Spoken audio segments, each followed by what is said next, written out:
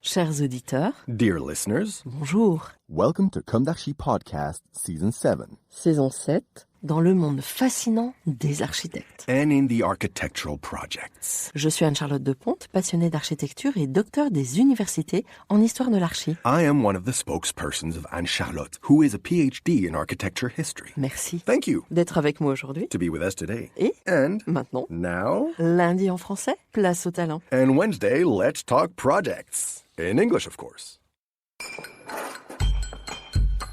Bienvenue dans Comme d'Archi. Chers auditeurs, bonjour. Bienvenue dans ce nouveau numéro de Comme d'Archi. Ces derniers jours, une image précise m'est revenue en mémoire. Elle est apparue après plein de mes éditoriaux. Ce n'était pas une idée, ce n'était pas une théorie, cette image correspondait à un détail très concret. Je ne vais pas encore le nommer. Je préfère vous dire d'abord comment il est revenu.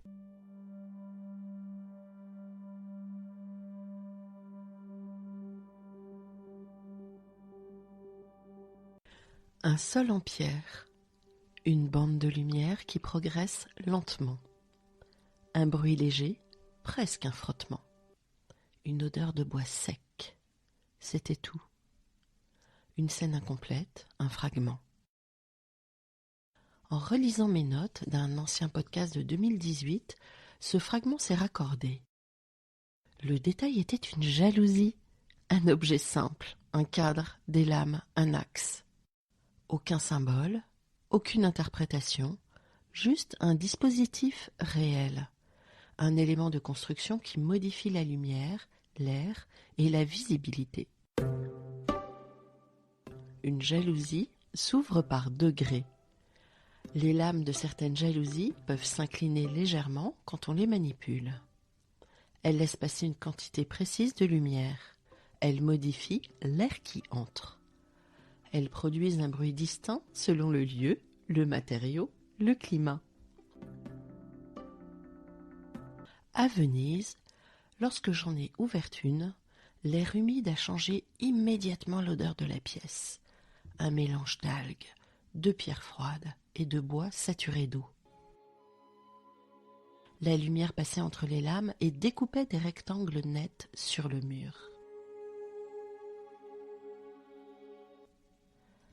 Les ruelles étroites laissent peu circuler la lumière. Ce contraste était très perceptible. Les archives locales indiquent que beaucoup de ces bâtiments abritaient des activités artisanales au XVIIe et XVIIIe siècle. Les jalousies servaient à préserver l'intérieur des regards tout en laissant l'air passer. À Nice, certaines jalousies anciennes claquent sous l'effet du vent. Le son est irrégulier. Les bâtiments des vieux quartiers ont souvent été modifiés au fil du temps. Les documents cadastraux montrent des usages mixtes. Logements, ateliers, petites activités commerciales. Les jalousies y jouaient un rôle de ventilation et de protection solaire.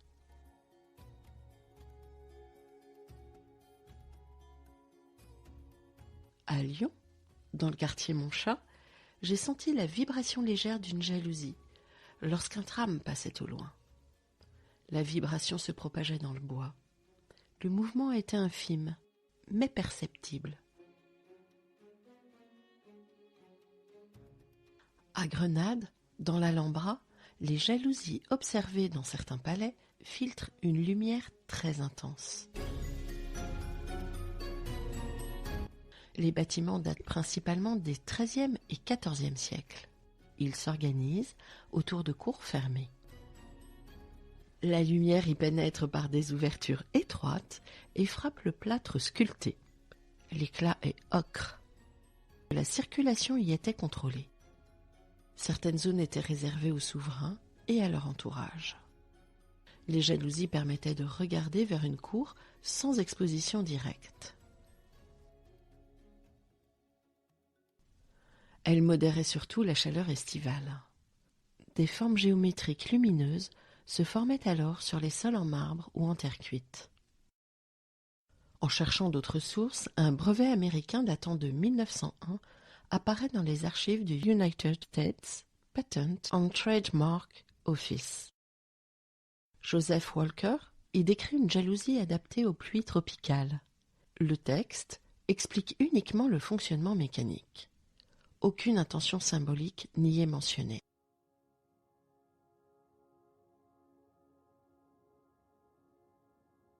Le mot jalousie désigne aussi un état d'esprit, nous le savons tous. Les dictionnaires historiques le rappellent.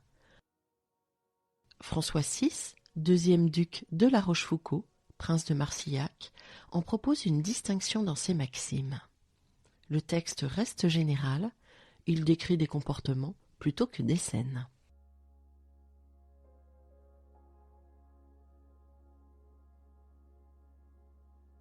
Le glissement entre objets et sentiments existe depuis longtemps.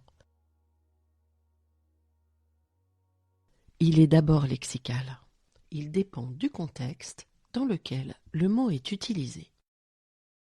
Dans les métiers de l'architecture, des réactions rapides surviennent parfois.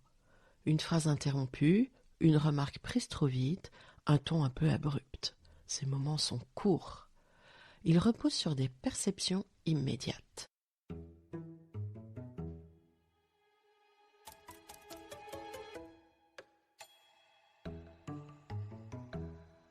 Les plateformes numériques accélèrent la circulation de ces perceptions.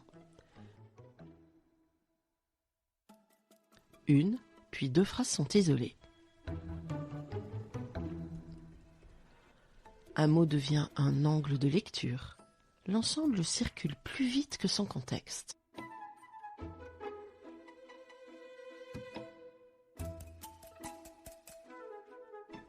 Un léger déplacement des lames de jalousie modifie la lumière qui entre.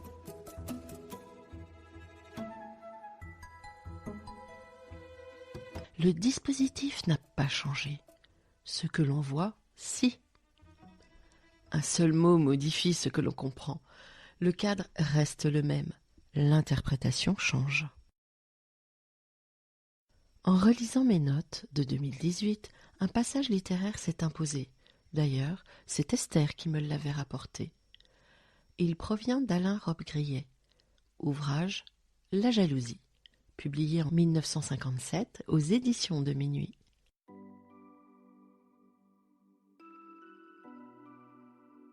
Le texte décrit une scène précise, une ombre qui avance, un pilier, une fenêtre, un dispositif fermé. Je cite : « Maintenant, l'ombre du pilier, le pilier qui soutient l'angle sud-ouest du toit, s'allonge sur les dalles en travers de cette partie centrale de la terrasse, devant la façade où l'on a disposé les fauteuils pour la soirée. Déjà, l'extrémité du trait d'ombre atteint presque la porte d'entrée qui en marque le milieu. Contre le pignon ouest de la maison, le soleil éclaire le bois sur 1,50 m de hauteur environ. Par la troisième fenêtre, qui donne de ce côté, il pénétrerait donc largement dans la chambre si le système de jalousie n'avait pas été baissé. » Le détail du début était celui-ci. Une jalousie entr'ouverte, une lame qui bouge légèrement, une bande de lumière qui progresse lentement sur un sol.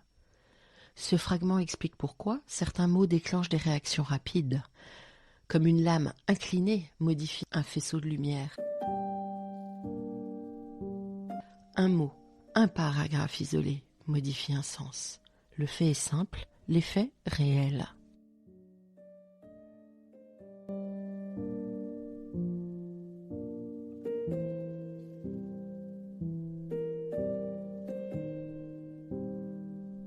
Chers auditeurs, merci chaleureusement pour votre écoute. Rendez-vous la semaine prochaine avec une interview que j'ai eu un immense plaisir à faire. Je vous garde la surprise bien au chaud. D'ici là, j'essaierai de rattraper mon retard de teasing sur les réseaux. Comme vous l'avez compris, je suis en deuil. Et vous, d'ici là, sincèrement, prenez soin de vous. Au revoir.